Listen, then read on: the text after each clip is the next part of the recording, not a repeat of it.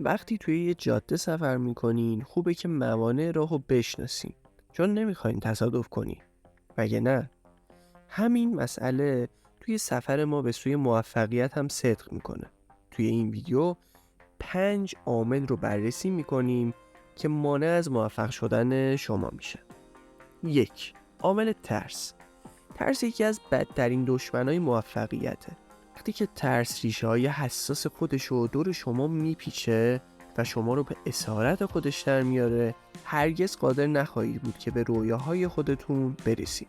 ما باید با ترس خودمون روبرو بشیم و ببینیم که اصلا به چه دلیلی اونا وجود دارن.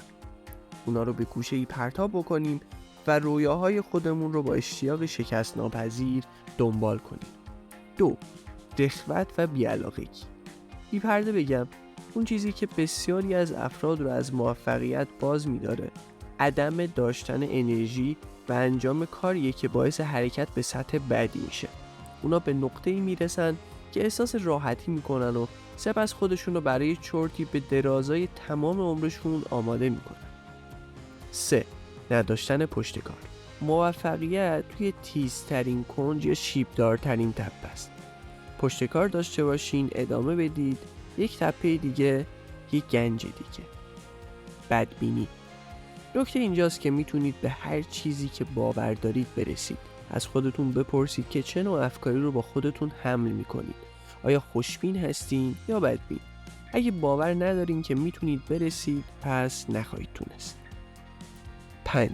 انتخاب افراد نامناسب برای گذراندن وقتتون. این عادت ما رو به راحتی تبدیل به محصولی از محیط میکنه. به همین خاطره که گذروندن وقت با کسایی که به شما فشار میارن تا به عقب برنگردید اهمیت بسیاری داره. در مورد افرادی که اطرافتون هستن چه ایده‌ای داری؟ آیا این افراد با صلاحیت هستن که شما رو تشویق میکنن یا مانعی در راه موفقیتتون هستن؟